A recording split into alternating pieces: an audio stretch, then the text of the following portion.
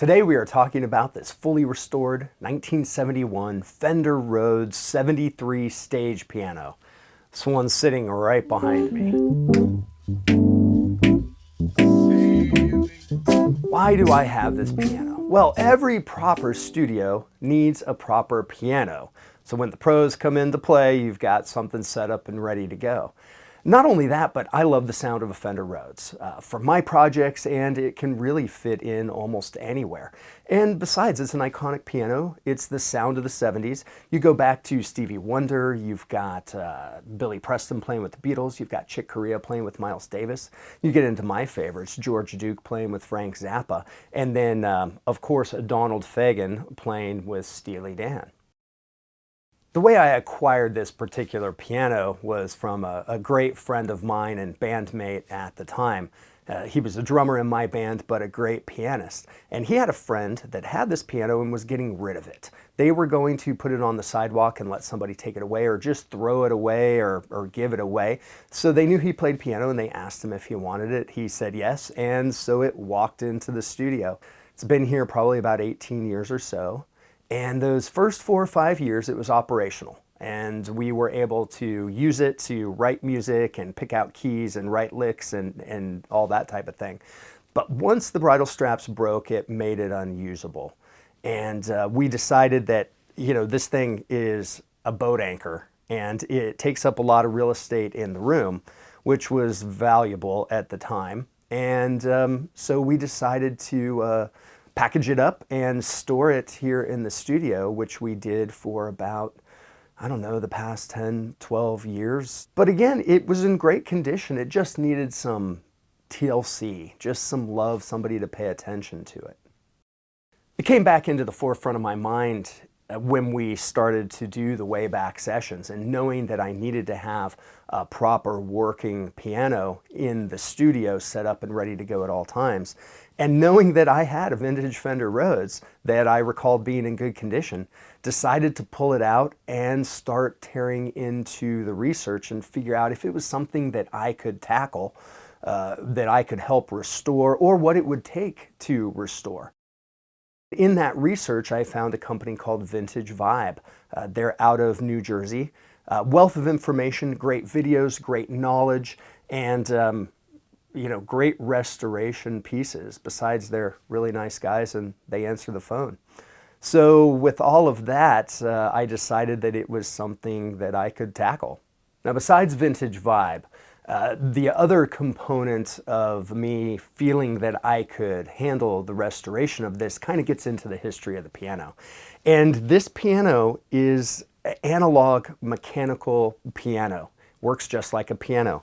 You hit a key, the key hits the hammer, instead of hitting a piano string, it hits a tine or a metal rod that vibrates in front of an electromagnetic pickup, just like a guitar string would on an electric guitar. That translates the vibration into a cable, you plug that into an amplifier, and you've got your electric piano. The reason that I thought that I could handle the restoration project of this piano was by finding all of that information from Vintage Vibe and understanding the mechanical analog nature of the instrument. And I'm really good with my hands. Side note, I am not a piano player, I'm a guitar player. I'm not even dangerous on the piano, but I love instruments, I love mechanics, and I love vintage gear. So it was kind of a no-brainer once I started seeing all the videos and understanding what it would take to put it back together. I really thought that I could pull it off. The Rhodes piano was invented in the 40s by a gentleman named Harold Rhodes, and on some level he dealt with marketing and production until about 1959, when it came to the attention of Leo Fender of Fender Musical Instruments. At that point, they partnered up on some level and began marketing and producing it, but as a bass piano, so just a couple of octaves of the lower register. It wasn't until 1965, when Fender was sold to CBS, when they really started paying attention to the marketing and the production on a greater level, and that's when we get the Fender Rhodes as we know it today. Then you move into the 70s, where CBS started the mass production, and promotional marketing of the instrument. And that's when we have that iconic sound of the 70s take over from the Fender Rhodes. So I've done as much research as I think I can, and I've crawled into all the parts, and I've found the starting point, the big problematic areas that are pointed out with these pianos that need to be, paid attention to immediately. And going through all of the gear that Vintage Vibe has, I bought it all, about 1,000 parts, I swear, and laid them out and started tearing into the piano. The first thing that I did, the very first thing that I did, was level off the keys. There's a bunch of information out there about leveling off the keys and why it's so important to start there. And immediately once I did that, it made the piano just look right. It didn't have that big dip, and used all the key shims to get everything perfect and level and the action feeling good as at least I could understand it. And then I looked under the hood and pulled the top off. The first thing after that was replacing all of the screws and the grommets on the tone bars. And what happens over time is those rubber grommets get hard as a rock, and you have to replace each and every one of them so that that tone and vibration can translate through. That is the heart of your tone with this piano. And now it was time to remove the harp and dig into the guts of the piano and the action. All of the damper felts were replaced. They had grooves, they were dead and compressed. All of the bridle straps were replaced. Even though we had only broken about 6 of them or so, I knew that since that had started to happen and really was the reason that we pulled this out of the studio, that it was time to replace them all so that we wouldn't repeat that problem in the future. It just made sense as a preventative measure. Then all of the hammer tips. And this was an interesting thing because, again, I've watched all the videos. I have watched them all half a dozen times. But it was the one thing, not being a piano player, that I could dial into the tone. And on the Vintage Vibe site, they have a bunch of audio files so you can listen to the tonal qualities of each hammer tip due to the type of tip that they manufacture. But I still couldn't dial it in. And so I called the guys at Vintage Vibe and said, here's my problem. I have listened to everything. I have poured through it. And just so nice to take the time and walk through what might be best, ask me some questions, and help me dial in the tips. So did that. Tips are all in, working perfect. Now on to the pedestal felts. And this was interesting because everything I had read and what I ordered was something called a Miracle Mod for your pedestal. And it is basically a little bump that you put underneath the new felt when you put it on there to keep the action from being sloggy or sluggish. And I was prepared, ready to tear into it, and I clean off the felt off of the first pedestal, and I look at it, and it doesn't look like all the pedestals that I've seen in the other pictures.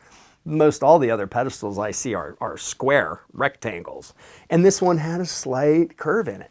So back to researching to figure out what the heck I had in this piano, and even called Vintage Vibe back again just to confirm what I was looking at was right.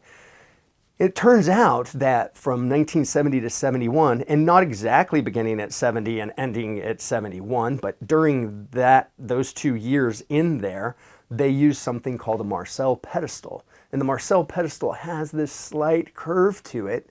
And the overall consensus from the forums and the research and conversations I had was that when you have that Marcel pedestal, it's not necessary to put in the Miracle Mod. So I decided that, hey, you know what? I'm going to move forward. I'm not going to take that extra step. And it saved some glue on the fingers and some time and preparation of putting that in there. But I thought that was really interesting. The Marcel pedestal. Who knew? Of course I had that in this. So now the piano's been in 1,000 pieces, almost literally, and I'm putting it all back together. Cleaned out, vacuumed, just pristine.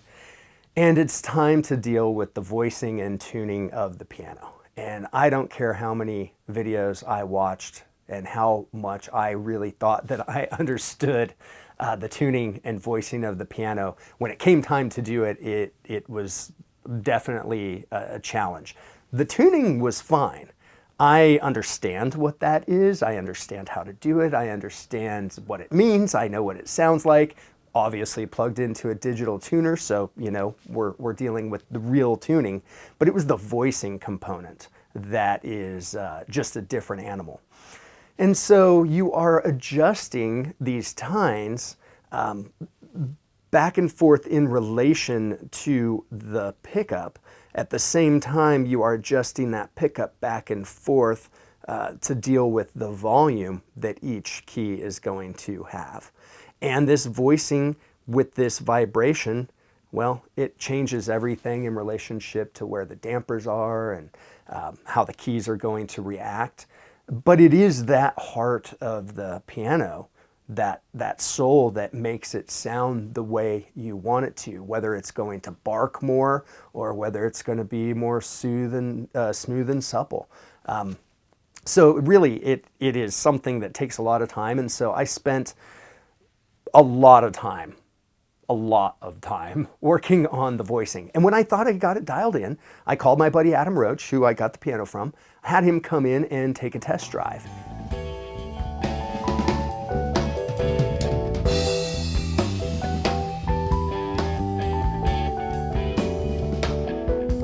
And I brought in a couple of other pianists just to go through and really hammer on it. And the overall consensus was that it was pretty darn close and everybody was having a blast playing it. Every time somebody's sitting behind that piano, just because I'm just kind of proud that I ripped it apart. Great, man. Yeah, I got one sitting on my workbench right now that I need to put some work into, like the way you have. But man, the action feels great. A couple of the dampers are a little slow, but it's like great job of restoring this keyboard, man. Well, thank you. I will work on that before you come back in the room next time. So I took another portion of time and dialed into really tweaking the voicing of the piano and dialing it into what I thought was what I wanted to hear. And it turns out that, everybody is really loving it. Find me on a someday. You find me on a today. You find me some way. You find me some way. You catch me when I'm playing. Catch me when I'm playing. Catch me 'cause I'm singing. Catch me. We've been fortunate to have a bunch of talented piano players in the room and on the show and be able to sit down with this instrument. I couldn't be more pleased with how this project has turned out and how this instrument is performing now. From the time and the effort and the money it took to put into it, it was completely well worth the entire experience, and I'd definitely do it again. There's my story about this fully restored 1971 Fender Rhodes 73 stage piano. I'm looking forward to many more decades with this wonderful instrument and having many more talented musicians in here to play it.